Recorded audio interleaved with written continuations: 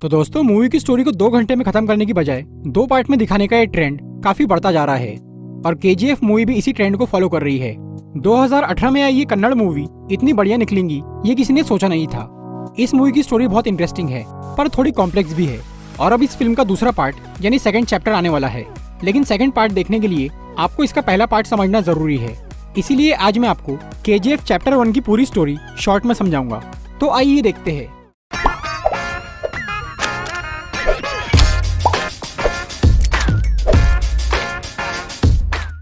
तो मूवी की शुरुआत होती है और हमें 1981 का टाइम दिखाया जाता है।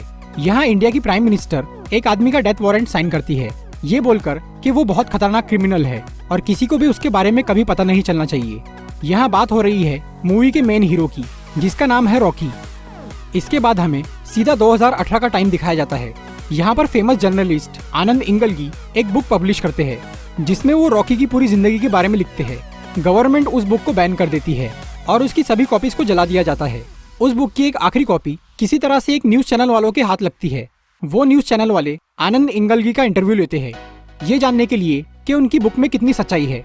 उस बुक का नाम है एल डोराडो, जिसका मतलब है खोया हुआ सोने का शहर। आनंद इंगलगी खुद उस किताब की कहानी बताना शुरू करते हैं। बात है 1951 की। कर्नाटक के कोलार डिस्ट्रिक्ट में एक कुएं की खुदाई के दौरान किसानों को कुछ अजीब से पत्थर मिलते हैं।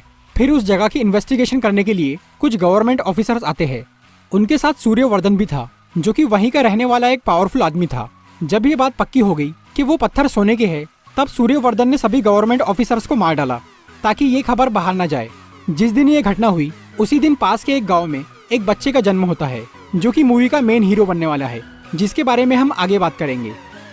कोलार में गोल्ड निकलने की वजह से वो जगह कहलाई कोलार गोल्ड फील्ड्स यानी केजीएफ।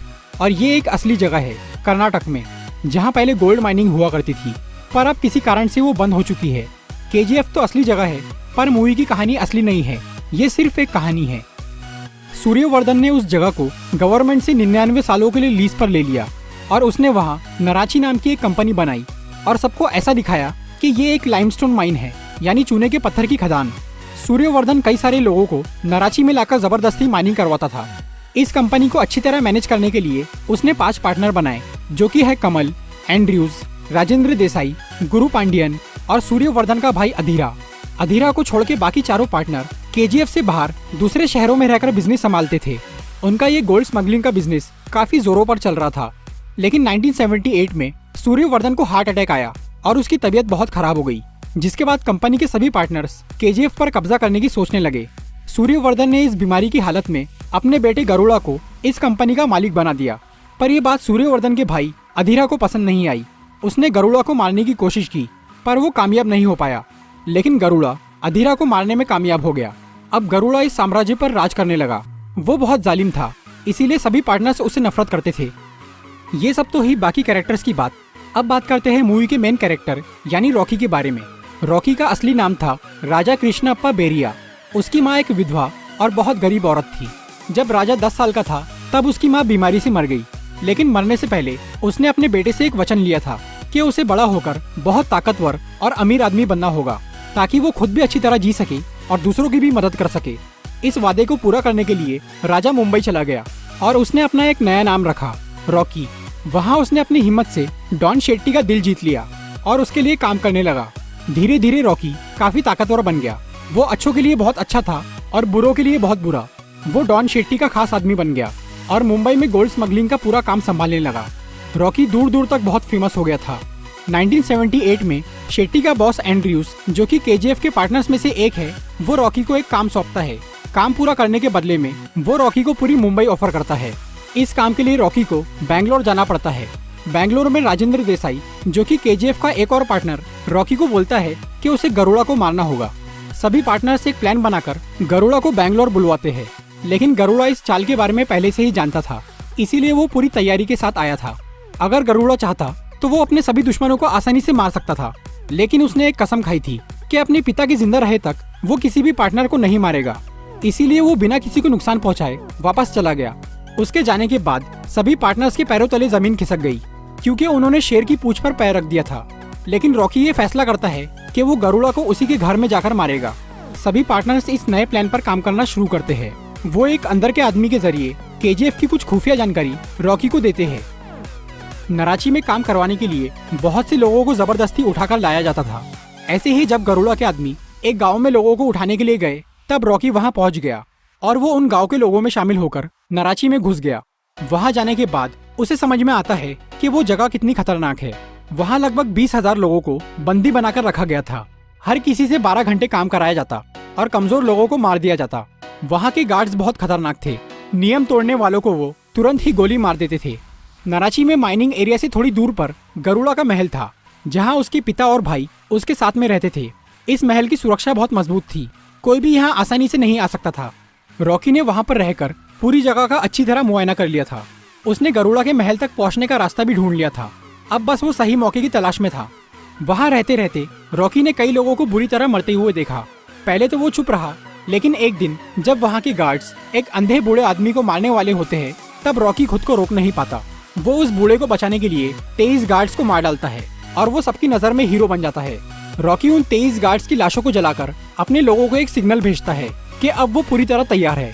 और तब एक बड़ा राज सामने आता है कि सूर्यवर्धन का दूसरा बेटा विराट अपने भाई गरुड़ा को मारने के प्लान में शामिल है। विराट अपने भाई से बिल्कुल अलग था और वो दिल का अच्छा था।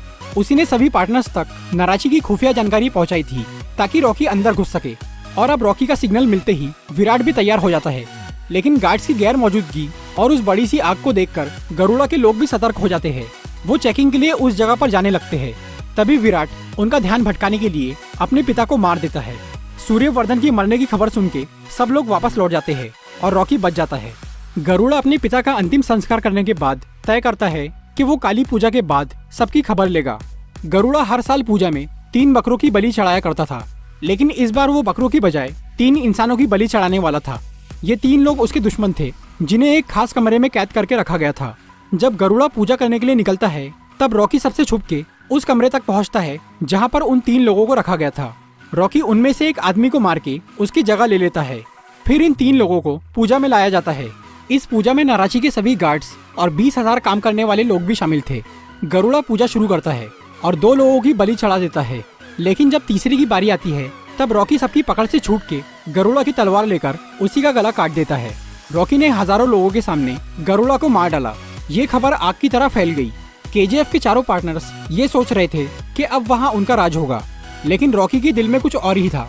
वो यहाँ मुंबई जीतने के लिए नहीं आया था, उसे तो पूरा केजीएफ चाहिए था। वो चाहता तो गरुड़ा को बेंगलोर में ही मार सकता था, लेकिन उसने ऐसा नहीं किया। रॉकी उसे केजीएफ में सबके सामने मारना चाहता था ताकि वो वहाँ पर राज कर सके। गरुड़ा के मरते ही उसके गार्ड्स रॉकी को मारने के लिए तैयार हो गए, लेकिन अब 20,000 लोग रॉकी के साथ मिल चुके थे, जो कि उसके एक इशारे पर कुछ भी कर सकते थे। रॉकी के अलावा और भी ऐसे लोग थे जिनकी नजर केजीएफ पर टिकी हुई थी। एक तो दुबई का इनायत खलील और दूसरा सूर्यवर्धन का भाई अधीरा, जो कि अभी तक मरा नहीं था, वो सिर्फ मरने का नाटक कर रहा था।